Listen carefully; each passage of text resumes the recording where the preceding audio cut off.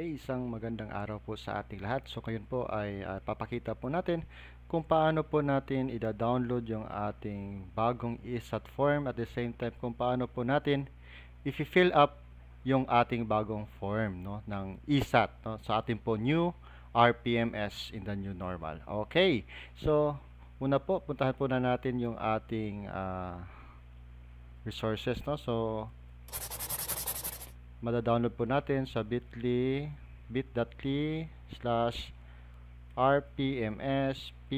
ppst 2020-2021. Okay, so tayan po natin.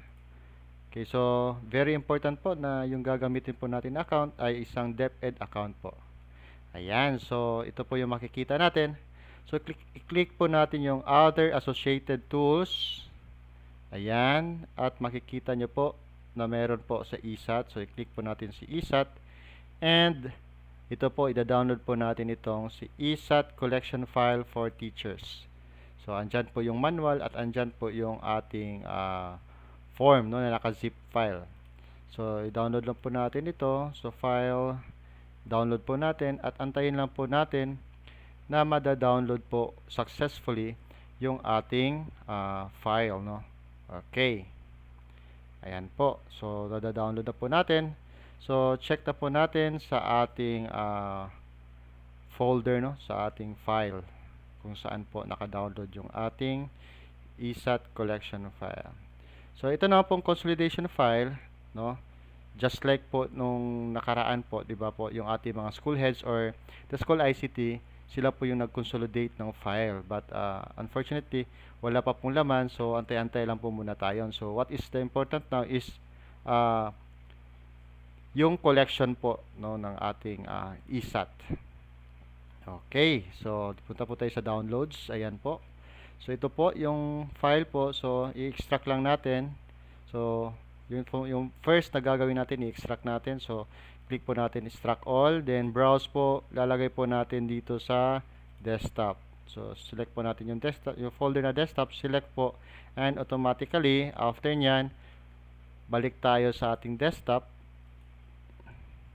So extract natin, ayan. So makikita po natin, nandito po yung ESAT collection, ayan, no. So meron pa ring naka-zip na file. So same po yung procedure, kasi ito yung manual at ito po yung kanyang naka-zip file, no. So extract natin yan, ilalagay din natin doon po sa ating desktop. Yan, select folder, then extract po natin. So in my case, na-extract ko na po siya. So ipapakita ko po, ayan po, ito po, na-extract na po. So i-open lang po natin ito. So okay, so nasa ESAT form na po tayo. So tingnan po natin yung kaibahan nung last time na ESAT at sa ESAT ngayon. Okay, so open po natin. So ito po yung makikita nyo after nyo ma-open po yung ating electronic self-assessment tool o yung ESAT natin. So before po tayo makapag start, kailangan po naka-enable po, no. Ito i-enable lang po natin, and yung macros po have been disabled, so dapat i-enable content din natin. Ayan, so pwede na po tayo makapagsimula. So first po, click po natin yung start. Then after that, ito po yung bago ngayon, no, meron na nakalagay na privacy notice. So it's either you have to disagree or agree lang kayo, but para po makapag-proceed, of course, mag-a-agree kayo dyan, ano, kasi ito naman po sa Data Privacy Act of 2012, no. So tayo po ay protected po doon. Yan, agree tayo. Ayan, so mag-fill up na po tayo dito. So ayan, so name of employee dapat po naka all caps, then una po yung last name, first name, ayan po, no. So dapat naka all caps lock. Yan, comma, and then your middle initial. Yan. Tapos employee ID. Position. Ayan po. So pag tayo po ay teacher 1 to teacher 3, ayan po, select lang po natin, or kayo ba ay isang special science teacher, special education teacher, structure 1 or ano po, no, yung ano ninyo. So itong form po nito, yung kaibahan lang po sa ating mga pwede na po ito sa ating mga teachers, no, yung ating mga proficient teachers at sa ating po mga yung tinatawag po yung mga master teachers po natin. Pag i-click po yan ng mga master teachers, highly proficient teacher, makikita po natin na nagkukulay blue po yung ating form. So, balik po tayo. Yan. So, teacher 3. So, yun po, no? So, you have to select po kung ano position nyo and automatically, mag-change po ang color ng ating form. Green po para po sa mga teacher o yung mga proficient teachers at blue naman para sa mga highly proficient teachers, yung ating mga master teachers. So, employment status. Okay, by the way po, pag meron po mga drop-down options, no, huwag nyo pong i-type. No? Kasi po, mag-e-error po yung ating form. So, dapat po, pag may mga drop-down kagaya nito, select po tayo. Gamitin po natin yung drop-down. Employment status, naka-drop-down po. So, regular, permanent. Yung age naman, no, nasa anong bracket ba kayo dito? Ayan. So, nandyan ako, 36 to 40. Hindi naman po ako 40 years old. Pero andyan po yung bracket. Okay. So, male. Okay. So, again, wag po nating ita-type pag meron pong drop down. So, dapat po we have to select po doon based doon sa drop down. Wag po nating i-type. Okay. Number of years teaching, naka-bracket po. So, more than 10 years na tayo. Highest degree, master's degree, and tayo po ay MAEM. Ayan, pwede po lagay MAEM.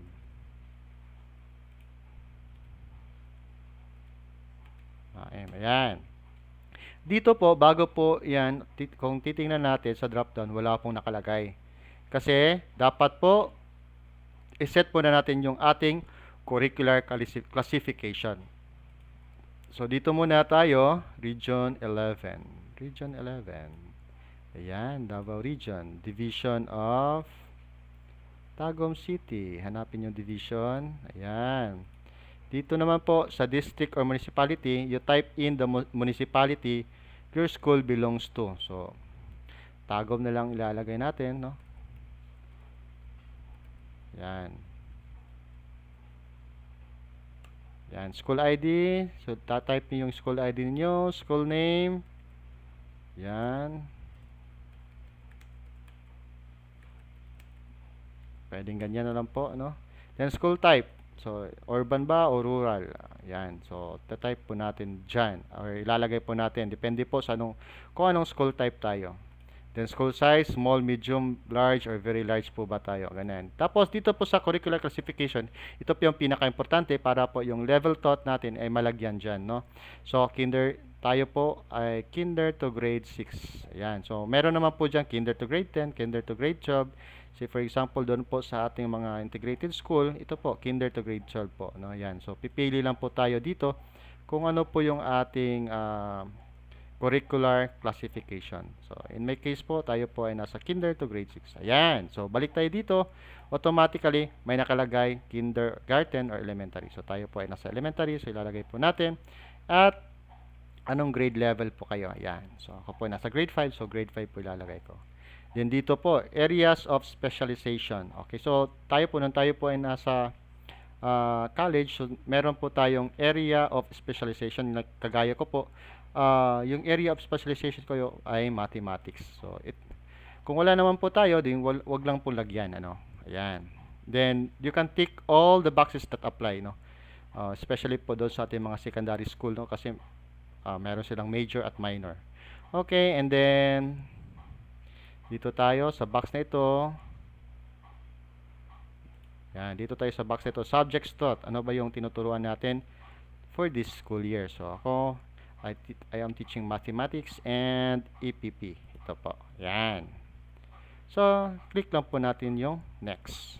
Ayan. So, nandito na po tayo sa ating mga objectives, no? Yung ating base po doon sa ating PPST, Domain 1, Domain 2 and 5, 4, 6 and 7. So, ito po ay based po sa ating PPST. Ayan.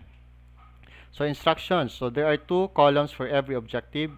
Please click one circle in each column corresponding to how you rate your level of capability. And number 2, priority for development for each objective. So, ibig sabihin po nun, dito po sa level of capability, ibig sabihin po nun, we are capable, no, of this objective. And sa development na po, say for example, kung tayo kailangan po nating i-develop ang certain objective na ito, then we'll make it sure na yung ating pong rating nito ay dito po sa very high. Okay, so tayo po ay handa na po magsimula. So for the purpose po for this video tutorial, so hindi po ito talaga yung ano ko So ano lang po ito. Kasi naman para po meron ding privacy yung ating ESAT. So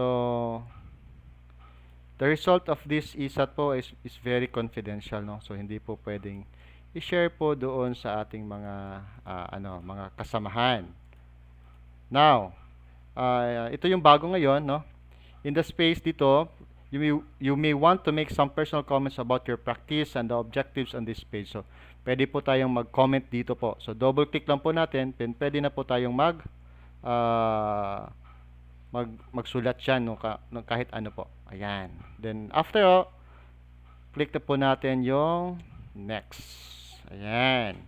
At pinaka-importante po, no, na sa pagsagot po ng ating, balik po tayo dito. Ang pinaka-importante po dyan po, no, sa pagsagot po ng ESAT natin ay we should be honest po, no. So, kung titingnan talaga natin, we have to evaluate ourselves, no. So, in terms of the level of capability and the priority for development. Ayan. Para naman may maganda tayong resulta ng ating ESAT. Then click natin yung next. So ito na po yung ating part 2, yung core behavioral competencies. So dun po sa part 1 po, sa part 2, yung dito po sa objectives, ito po may mga nabago, no, doon po sa una natin, first natin na ESAT, no. So maraming nagbago. While dito naman po sa pangalawa, ito pong core behavioral, still the same naman po. Ayan. No, pare-pareho lang. So yan po. So, click lang po natin. Basahin po natin isa-isa at i-click po natin. Okay. Click lang po nan sa gilid. Yung may box dyan sa gilid. So, pwede pong i-tick natin ng lahat. Depende po sa inyong evaluation. Doon po sa inyong sarili. Ayan. So, again, for the purpose of this tutorial, so, titik ko lang kung ano yung ano ko dito. Sample lang po ito. Sample. Ayan. Okay. So, click po natin si save. Yan, no? So, tapos na po tayo. Ganun lang po kadali yung ating electronic self-assessment tool. Ganun lang po kadali fill upan. Then, after po, pwede na po tayong mag-print ng ating self-assessment tool, no? Yan. So, 2 pages po yan. So, andito po sa itaas po, may nakalagay po na print or finish. So of course, gagawa tayo ng ating printed copy nito. So click po natin yung print. Ayan. So automatically, be sure po na before tayo mag-print, dapat po yung ating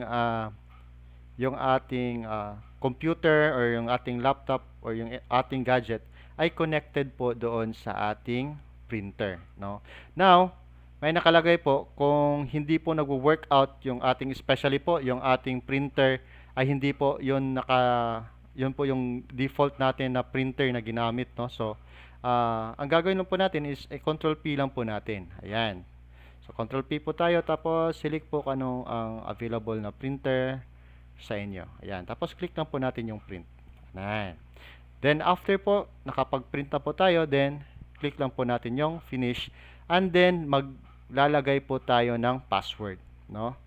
So para po malalock in po yung ating ESAT or mafa-finalize yung ESAT natin, ay lalagyan po natin ng password. So halimbawa, lalagay ako ng password dito. Be sure po na kabisado nyo yung password ninyo. Ayan. So dapat din po na mag-match si password at si confirm password. And then finalize. So The survey is completed na po, and we can now submit this to your department head or sa inyong school head po, or sino po yung naka-assign na magko-consolidate doon po sa ating ESAT po. Ayan. So, naka-save na po. So, i-rename na po natin yung ating file, no, according po doon sa standard na file name po na ibinigay po, or kaya dapat po natin gawin, no. So, pwede po tayong may dalawa pong paraan. So, pwede po tayong file po, tapos save as.